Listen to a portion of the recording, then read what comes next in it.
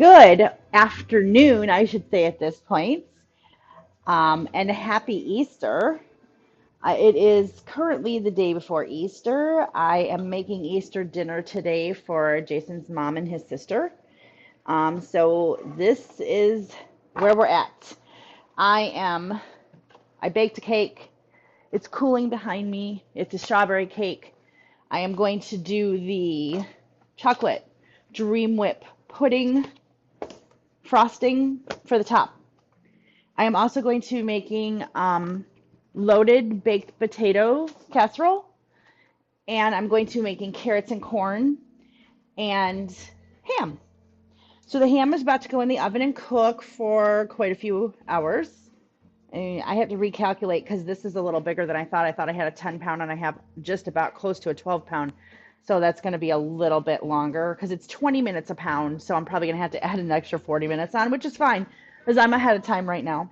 Um, so this is going to cook probably close to 4 hours. Um, and then the next step will come because this is basically I'm doing a honey baked ham, just like what you buy from the company or the overly expensive honey baked ham that I feel like it's not worth the money.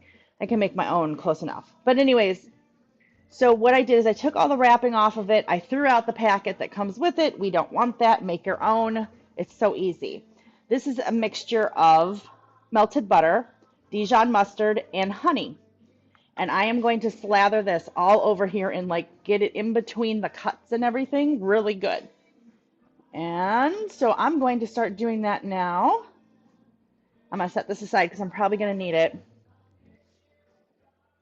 I'm just going to start pouring some of it on. And I'm using my hands, I know, and I'm not using my gloves. And the reason why is because I didn't know if I would be able to get in between the layers of the slices with my gloves. And I'm just going to start scooping this up. I'm trying to make it so it doesn't all go on the bottom because I want to get it on the ham. I mean, that's the whole point, right?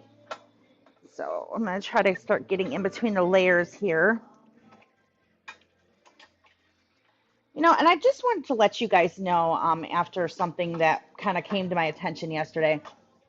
I'm showing you the way I do things. It doesn't mean it's the right way. Um, I know that I'm no longer a 20-year-old new bride that is undercooking chicken because I've been there, but I've learned over the years how to make sure that my food is cooked safely and at the right temperatures. I've never had anybody get sick on me. I'm not saying that it couldn't happen, but I sure take the protocols to make sure that nobody gets sick. So with that being said, I'm showing you my methods. It doesn't have to be a method that you want to take. Um, I've always used them, and that's the way it's always going to be. So I just wanted to kind of say something about that. I mean, this basically comes down to I'm visually impaired, and I'm trying my best. And I did go to schooling for it a long time ago when I was in high school. So I don't know if you would consider me to have certifications anymore because it's been a long time. And I'm sure that there's different protocols and stuff, but I'm just doing this to show you visually impaired people can cook and make good meals and enjoy themselves doing it. And just because we're blind does not mean that life's not possible. That's basically what this is all about. I don't want anybody to forget in the process of this. So I think we're good. I think we're pretty good in between the layers, and I'm going to call that good. They want me to put a cup of water on the bottom because this is on a rack, if you didn't already notice that. So it's not like touching the bottom. So it's not going to sit in the juices. So like I said, they wanted me to add a cup of water on the bottom here and then cover it with foil before it goes in the oven. So that's what I'm going to be doing. So I will be back.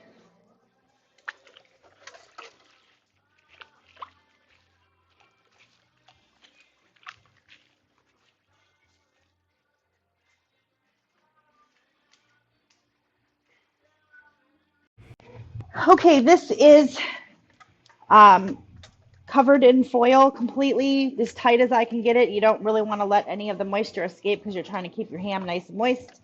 I recalculated. This ham is pretty close to 12 pounds. and it is 325 degrees is what the temperature is set at.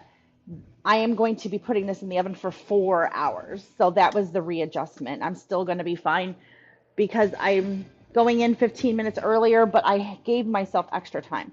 So this is going in, and then I will be back either with the next step of the ham or the loaded potato casserole starting, depending on how everything's working out.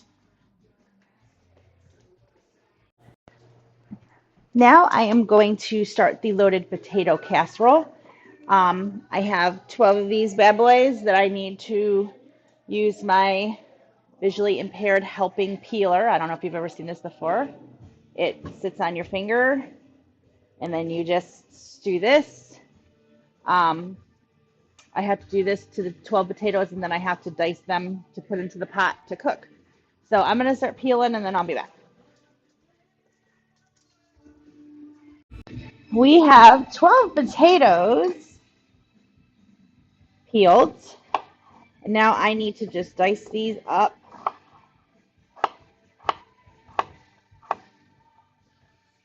So that is what I'm going to do and throw them in the pot.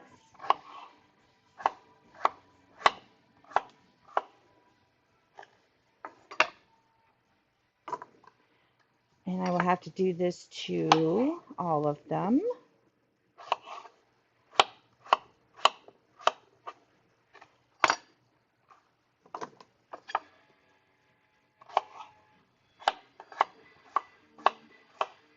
Okay, and I will do this to the remainder.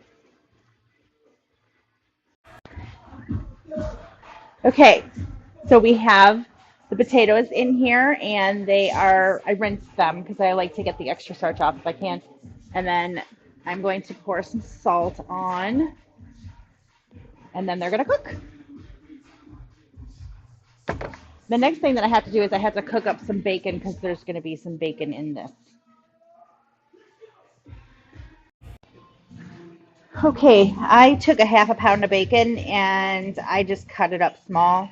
I sometimes like to do that when the recipe calls for crumbled bacon is to just cut it up small before you fry it. I feel like it's easier. You could do it any way you want. It called for about 1.5 cups of bacon. I'm thinking this should be good. If I don't feel like it's enough, I can always cook some more, but I think this is good. So I'm going to fry this in the pan. The bacon's in the skillet cooking up.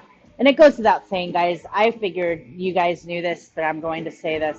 I just scrubbed this down, hot soapy water, gave it a really good scrub, rinsed it really good, let it drain. Same with the knife, because I was cutting bacon. So I'm waiting for the bacon to fry up now, and then we'll move on to the next step.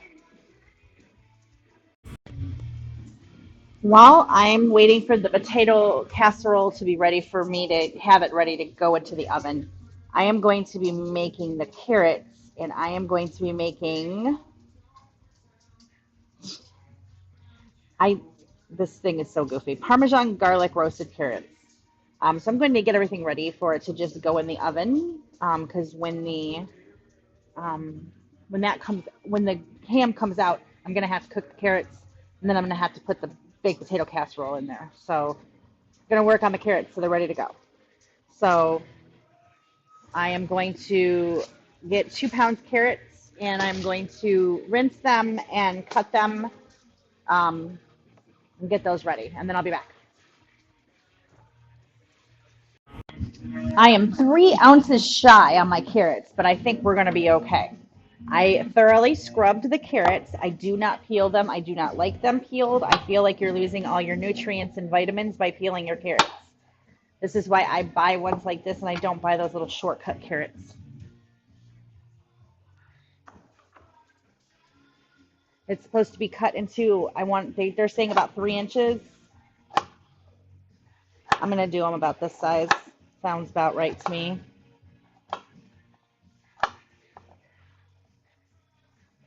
I'm trying to decide. Yeah, whatever. So that's what I'm going to do to all the carrots.